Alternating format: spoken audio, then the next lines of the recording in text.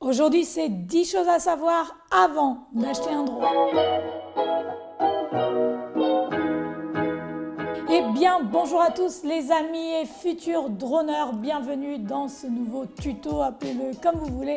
Et oui, avec l'approche des fêtes, j'ai décidé de vous faire un petit récap sur les 10 choses qu'il faut savoir avant d'acheter votre drone, puisque j'imagine vous allez beaucoup avoir un drone pour Noël ou pour les fêtes de fin d'année. Et puis, il y a des choses qu'on peut faire, d'autres qu'on ne peut pas faire, et puis il y a certainement certaines choses que vous ignorez. Donc, on va faire un petit récap rapide avant toute chose. Si vous ne vous êtes pas encore abonné, n'hésitez pas à le faire. Et puis si vous aimez ce genre de vidéo, vous écrivez un petit commentaire et vous mettez un pouce. En numéro 1 et avant toute chose, sachez que lorsque vous allez être en possession de votre drone, vous serez automatiquement soumis à une réglementation.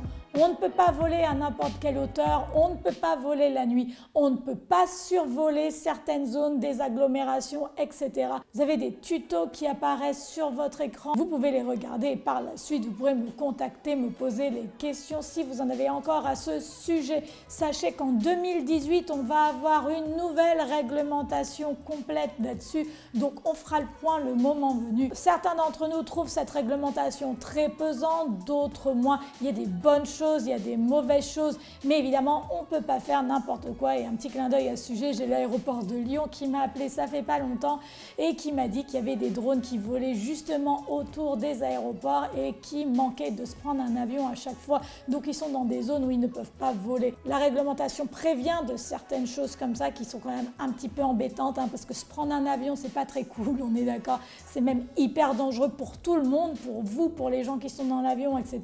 Vous l'avez bien compris. Mais en contrepartie, surtout en France, ils abusent quand même un petit peu avec les no-fly zones. Il n'y a pas vraiment beaucoup de beaux endroits où on peut voler avec nos drones. Évidemment, lorsqu'on va faire de la vidéo ou de la photo, on est tout le temps à la recherche des beaux panoramas, etc. Et là, ça complique un petit peu la chose. Donc voilà, sachez-le, vous allez avoir votre drone, vous allez être super excité, vous allez vouloir voler partout. Mais attention, vous ne pouvez pas le faire n'importe où. En numéro 2, ceci concerne les assurances. Sachez que lorsque vous êtes un pilote amateur avec un drone d'un certain poids, évidemment, vous n'avez pas besoin d'avoir une assurance. C'est normalement votre assurance civile qui doit vous couvrir en cas de chute sur quelqu'un ou sur quelque chose. Cependant, vous devez faire quand même bien attention puisque la majorité des assurances civiles ne couvrent pas les dommages causés par un aéronef. Donc il faut que vous vous renseigniez auprès de votre assurance. Je vous ferai également un tuto prochainement, peut-être l'année prochaine, sur les assurances puisque je suis en train d'accumuler plein de données et je suis en train d'essayer d'avoir des deals avec certaines assurances et de les avoir, pourquoi pas, assurer des amateurs et non pas que des professionnels, puisque je trouve qu'il y a une faille un petit peu dans le système à ce niveau-là. Écrivez-moi ce que vous en pensez dans le box commentaire et dites-moi si vous trouvez que c'est une bonne idée ou pas. En numéro 3, eh bien ça paraît évident, mais croyez-le, ça ne l'est pas. Il va vous falloir quand même pas mal de temps pour vous familiariser avec votre drone et avec votre application si vous pilotez avec une application quelconque. Dans ce cas, vous allez piloter avec l'application DJI Go, DJI Go 4 si vous avez des drones DJI. Pourquoi je vous dis ça? Eh bien tout simplement parce que vous êtes beaucoup à m'écrire des messages concernant par exemple une nouvelle mise à jour. Alex, il y a une nouvelle mise à jour, je peux plus faire ci, je peux plus faire ça. Il va falloir vous familiariser avec ça parce qu'en parlant des drones DJI, vous allez avoir beaucoup de mises à jour, même à mon goût beaucoup trop de mises à jour, mais il y a des mises à jour tout le temps. Peut-être qu'à l'issue de cette mise à jour, il va falloir refaire des configurations, peut-être que vous allez avoir des bugs, etc.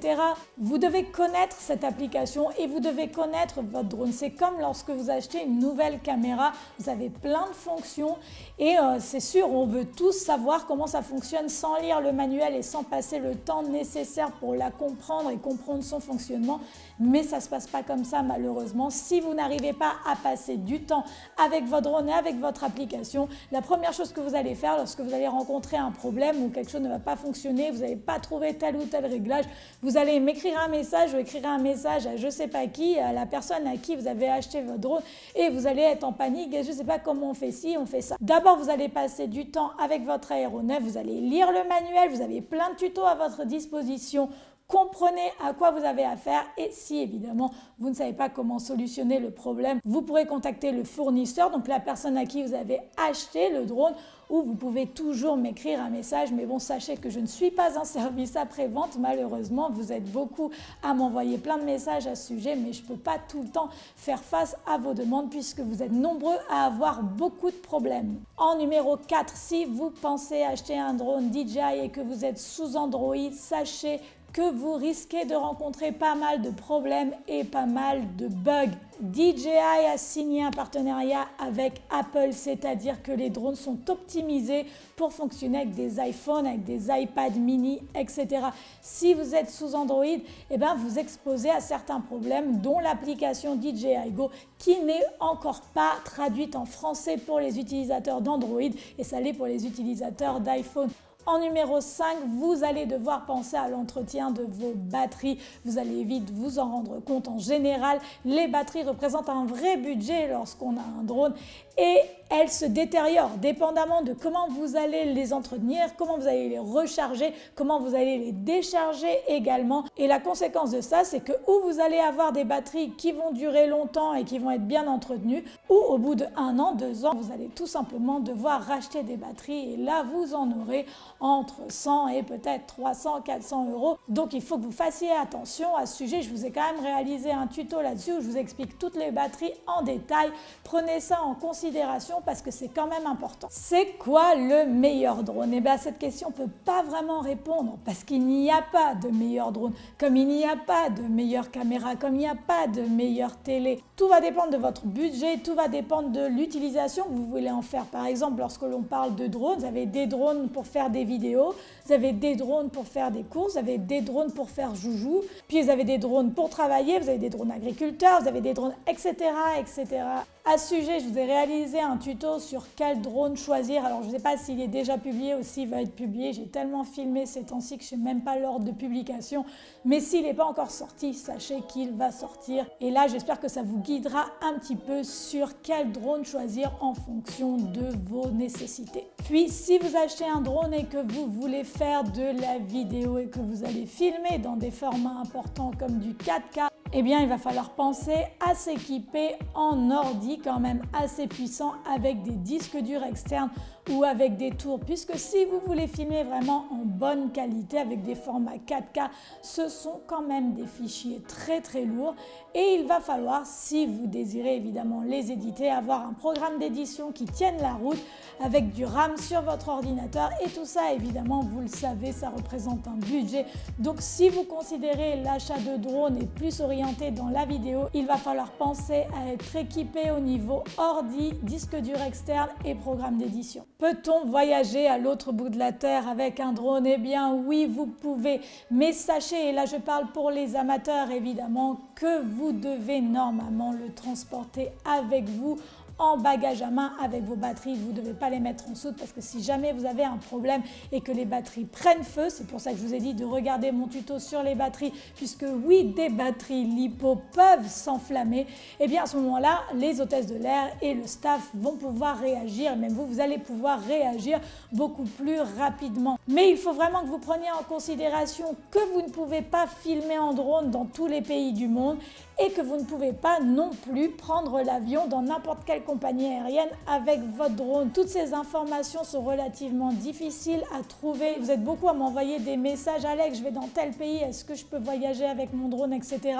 Les réglementations mondiales autour du drone sont en pleine mutation. Donc ce serait une bêtise de vous dire tout le temps: oui, maintenant dans tel pays, tu peux voyager tout le temps avec ton drone. Avant chaque voyage, il faut que vous vous renseigniez sur le pays en question. Vous pouvez également appeler l'aéroport et vous pouvez également vous renseigner auprès de votre compagnie aérienne. Mais toutes ces démarches, vous allez devoir les faire évidemment avant de voyager. Pour certains pays, on sait comment ça marche, on peut vous répondre, mais pour d'autres, on ne sait pas. Donc de toute manière, peu importe ce qu'on vous dit, il est quand même préférable de se renseigner avant de voyager avec son drone, puisqu'il est possible qu'on vous confisque votre drone au pire, ou vous pouvez également aller en prison, chose qui gâcherait un petit peu les vacances. En cas de chute ou de perte, ce que je ne vous conseille pas, vous allez avoir besoin d'un bon service après-vente. C'est pour cela qu'il faut faire attention où on achète son drone. Alors oui, des fois, il y a des offres super intéressantes sur le marché. Je ne vais pas vous dire le contraire,